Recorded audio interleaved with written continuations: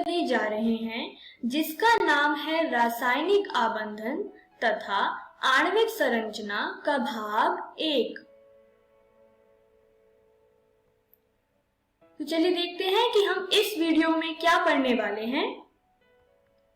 इस वीडियो में हम कासल लुईस संरचना के बारे में पढ़ेंगे। हम अष्टक नियम के बारे में भी पढ़ेंगे। तो चलिए शुरू करते हैं आज का पहला विषय, जो है कासल लुईस संरचना। कासल लुईस संरचना को जानने से पहले क्या आप रासायनिक आबंध के बारे में जानते हैं? रासायनिक आबंध उस आकर्षक बल को कहते हैं जो कि किसी परमाणु या आयनों के बीच में लगती है।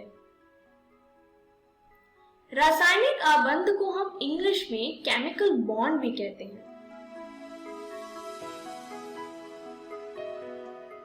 कासल और लुईस दो वैज्ञानिक थे जिन्होंने रासायनिक आबंध को समझाने के लिए एक संरचना यानी थ्योरी दी थी।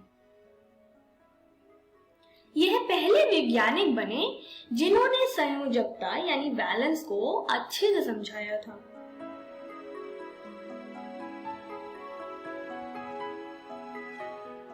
लुईस ने परमाणुओं को एक धन आवेशित अष्टी या आंतरिक इलेक्ट्रॉन एवं बाह्य कक्षकों के रूप में निरूपित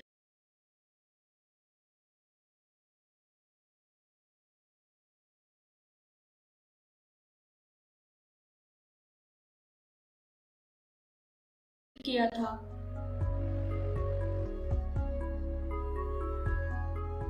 बाह्य कक्षकों में अधिकतम 8 इलेक्ट्रॉन हो सकते हैं।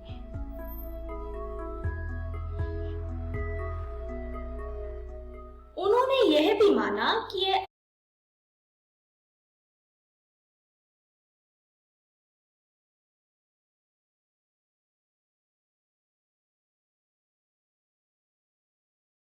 आठों कोनों पर उपस्थित होते हैं, जो केंद्र अष्टी को चारों तरफ से घेरे रहते हैं।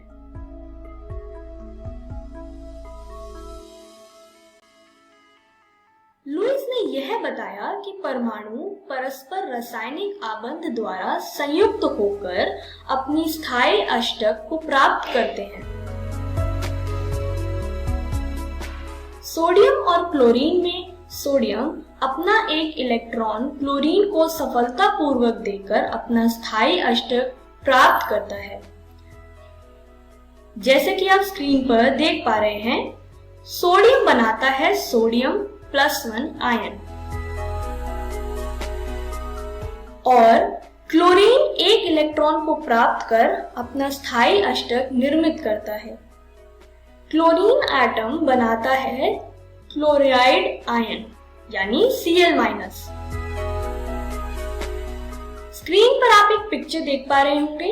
इस पिक्चर में सोडियम और फ्लोरीन के बीच में बॉन्ड बन रहा है।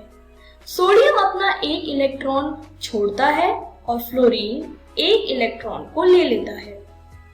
यह दोनों आयन बनाते हैं और इनके बीच में एक बॉन्ड बनता है। उसी तरीके से जब हाइड्रोजन अपना इलेक्ट्रॉन दूसरे हाइड्रोजन के साथ शेयर करता है तो हाइड्रोजन मॉलिक्यूल या हाइड्रोजन अणु बनता है, जैसा कि आप स्क्रीन पर देख पा रहे होंगे। इससे हमें यह पता चला कि एक रासायनिक आबंध या केमिकल बॉन्ड दो तरीके के होते हैं। एक होता है आयनिक आबंध, जिसे इंग्लिश में आयनिक बॉन्ड बोलते हैं, और दूसरा होता है सहसंयोजी आबंध, जिसे इंग्लिश में कोवेलेंट बॉन्ड बोलते हैं। इन दोनों आबंध के बारे में विस्तार से हम आगे की वीडियोस में पढ़ेंगे।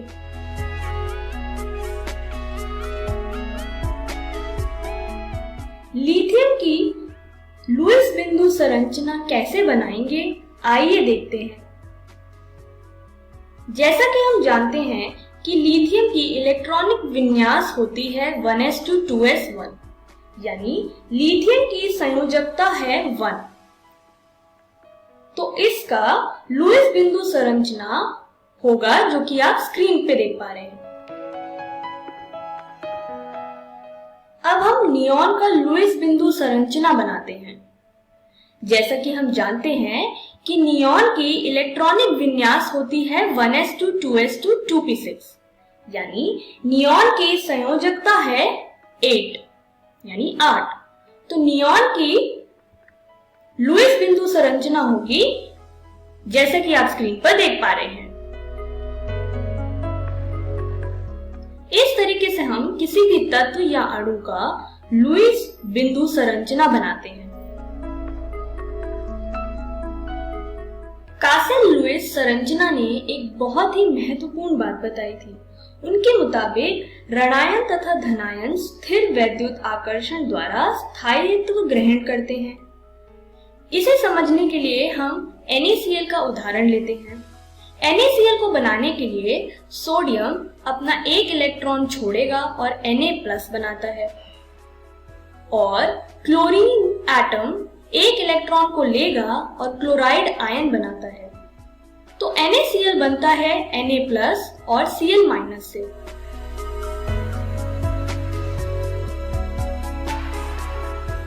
धनायन तथा ऋणायन के बीच आकर्षण के फलस्वरूप निर्मित आबंध को वैद्युत संयोजक आबंध यानी इलेक्ट्रोवैलेंट बॉन्ड भी कहते हैं। इसके बारे में विस्तार से हम आगे की वीडियो में पढ़ेंगे। कासेल लुईस के संरचना के बाद अब बात करते हैं अष्टक नियम के बारे में, जिसे इंग्लिश में हम ऑक्टेट रूल भी बोलते हैं। यह नियम 1916 में कासेल और लुईस द्वारा दिया गया था। इस सिद्धांत को रासायनिक आबंधन का इलेक्ट्रॉनिकी सिद्धांत भी कहते हैं।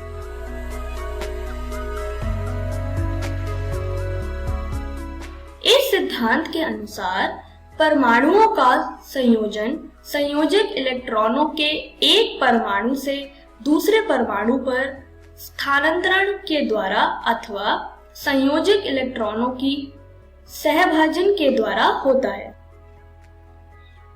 इसे समझने के लिए हम एक उदाहरण लेते हैं, जैसा कि आप स्क्रीन पर देख पा रहे हैं। यह कार्बन डाइऑक्साइड अणु है। जैसा कि हम जानते हैं कि कार्बन का इलेक्ट्रॉनिक विन्यास है 1s2 2s2 2p2, यानी कार्बन की संयोजकता है 4। कार्बन की संयोजकता को हमने क्रॉस से दर्शा रखा है। कार्बन के बाद अब ऑक्सीजन की बात करते हैं, जिसकी इलेक्ट्रॉनिक विन्यास है 1s2 2s2 2p4। ऑक्सीजन की संयोजकता है 6। ऑक्सीजन की संयोजकता को हमने डॉट से दर्शा रखा है। इस तरीके से हम किसी भी अणु का लुईस डॉट संरचना बनाते हैं। इस स्ट्रक्चर में कार्बन और ऑक्सीजन ने ऑक्टेट रूल या अष्टक नियम को फॉलो करा है।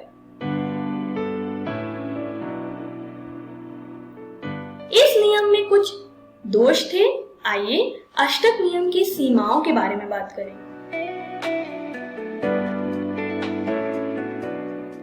कुछ यौगिक में केंद्रीय परमाणु के चारों ओर उपस्थित इलेक्ट्रॉनों की संख्या 8 से कम होती है। आइए इसे एक उदाहरण से समझें। स्क्रीन पर आप एक चित्र देख पा रहे होंगे। यह